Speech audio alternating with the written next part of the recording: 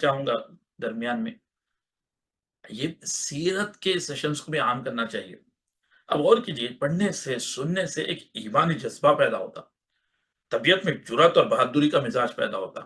اور کرائسس کے زمانے میں ہنگاموں کے حالات، اگر ہنگامی حالات ہو گئے،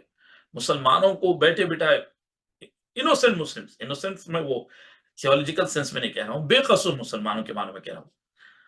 ان پر اگر ایسے حملے ہو رہے تو اس وقت ان کے درمیان اتحاد پیدا ہونا، اس وقت ان کو اپنا کسی ایک دور اندیش بہادر شخص کو، عقل مند شخص کو اپنا امیر بنا کر اس کو فالو کرنا، اور جو ہے ایسے وقت ڈرنا نہیں، اور ایسے وقت اب زیادہ سے زیادہ جو ہے کوشش یہ ہونا کہ اپنا جانی اور مالی نقصان سے بچے ہم۔ تو یہ ساری چیزیں کا لیسن اور یہ سارے اسباق ملتے ہیں دروس سیرت میں۔ سیرت کے جو ہے جب سیشنز ہوں گے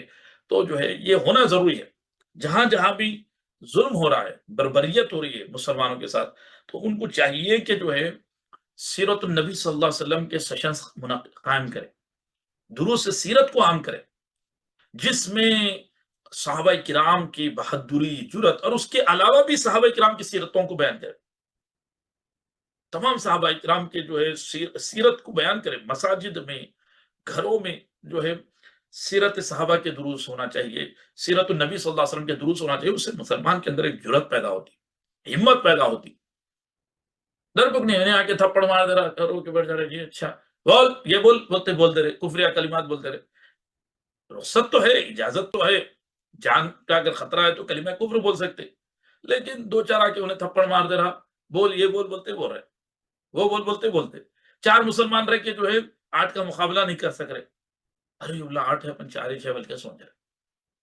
حالانکہ ایک رہ کے 8 بھی رہے تو مسلمان ہمت سے ٹھہرنا چاہیے، اگر انہوں شر پسندی کر رہا تو، بدماشی اگر کوئی کرتا ہے تو، نہ تو مسلمان جو ہے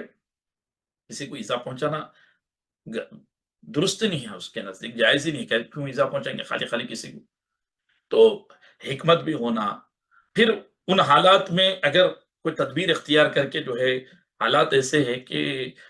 مقابلہ کنٹینیو نہیں کر سکتے، تو پھر کیسا اپنا جانی اور مالی نقصان کم سے کم کرتے ہوئے وہاں سے نکل جائے، ایسا نہیں کہ جا کے سب جوتے کھا رہے مائی ختم ہو جائے۔ ہماری بات کرو، ہم جیسے لوگ جا رہے مارا کھا کے آ رہے، وہ جو ہے ایک کو بھی نہیں مان رہے،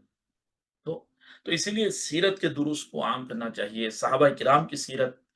کے دروس عام ہونا چاہیے، اس سے مسلمانوں کو مختلف ڈائمینشنز میں لیسنز ملتے ہیں، اسباق ملتے ہیں، اور ظلم اور جبر کے زمانے میں اتحاد کیسا پیدا کرنے کی اہمیت معلوم ہوتی ہے، ہمت اور بہادری سے مقابلہ کرنے کا سبق ملتا ہے۔ اس میں جو ہے آپ کے اللہ بھلا کرے مسلمانوں کو جو ہے اپنی عقل کو استعمال کرنے کا سبق ملتا ہے، کہ بھئی کیسا اپنی عقل کو استعمال کرنا، جرأت اور بہادری کا مظاہرہ کرنے کے لیے اپن کیسا فزیکلی تیار رہنا، یہ سارے اسباق ملتے ہیں۔ تو اسی لیے یہ دروس کو عام کرنا چاہیے، یہ ایک عام پیغام ہے مسلمانوں کو چاہیے کہ، اور دیکھیے آپ کتنے مساجد میں سیرت کے دروس ہوتے ہیں، میلاد النبی کا جلسہ ہو رہا، وہ جلسہ بھی جو ہے اکثر پورے خطبہ کی تقریریں وہ بھی ہو جاتی ہے